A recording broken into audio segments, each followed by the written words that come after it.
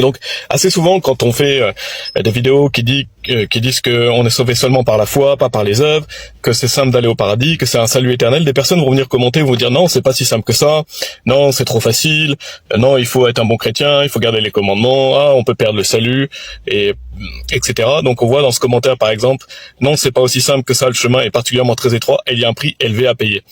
Et déjà, ce qu'il faut comprendre, c'est que le chemin, c'est Jésus-Christ. Donc le chemin est Jésus-Christ, le chemin étroit c'est lui. La Bible nous parle du chemin large qui mène à la perdition. En fait, le chemin large qui mène à la perdition, c'est tous les gens qui croient dans une fausse religion, toutes les personnes qui croient qu'il faut garder les commandements, tous les gens qui se disent chrétiens, mais qui en fait croient en eux-mêmes. Garder les commandements, se repentir de ses péchés, les gens qui croient qu'on peut perdre le salut, les gens qui croient qu'il faut persévérer jusqu'à la fin, sinon on n'est pas sauvé, etc. Tout ça, c'est le chemin large qui mène à la perdition. Parce que ça, c'est un salut concentré sur vous-même. C'est pas un salut en Jésus-Christ seul, non. Et le salut en Jésus-Christ seul est ce chemin étroit, justement. Jésus-Christ, il a dit « Je suis le chemin, la vérité et la vie. Aucun homme ne vient vers le Père que par moi. » Donc le chemin, c'est Jésus-Christ. C'est pas nos œuvres. Et donc le chemin est étroit, pourquoi? Parce que la plupart des gens ne croient pas seulement en Jésus-Christ. La plupart des gens croient dans leurs œuvres. La plupart des gens aussi qui vont dire qu'ils croient en Jésus-Christ, malheureusement, ne croient pas seulement en lui, mais ils croient qu'il faut rajouter autre chose pour être sauvés. Donc ces gens-là ne sont pas sauvés. Et Jésus-Christ a dit qu'il était la porte aussi. Donc qui est la porte? Jésus-Christ. Qui est le chemin? Jésus-Christ. Ce qui montre encore une fois la simplicité d'aller au paradis, puisque c'est uniquement par lui, et c'est lui qui a tout accompli. Il est dit, étant justifié gratuitement par sa grâce, par le moyen de la rédemption qui est en Christ Jésus. Donc aller au paradis, c'est gratuit. Donc oui, c'est simple d'aller au paradis, puisque c'est gratuit. C'est un cadeau, un don de Dieu.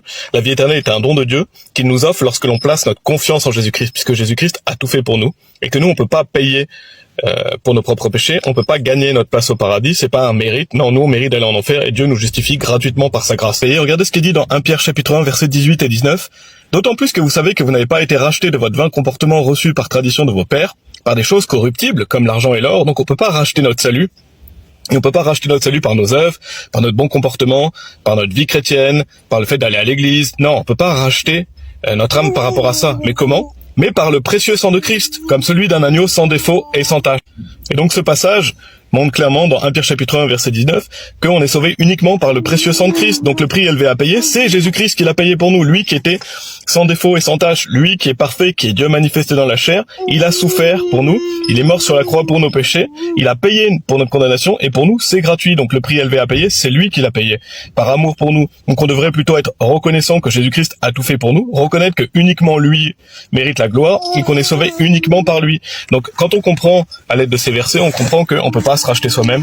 On comprend que oui, c'est simple d'aller au paradis. Pourquoi? Parce que Dieu a tout fait pour nous. Et Dieu soit loué, à Dieu soit la gloire. Alors que les gens qui croient que on doit faire des œuvres pour aller au paradis, les gens qui croient que ça suffit pas de croire, que c'est pas simple d'aller au paradis, qu'il faut payer un prix, ces gens-là croient pas en Jésus-Christ.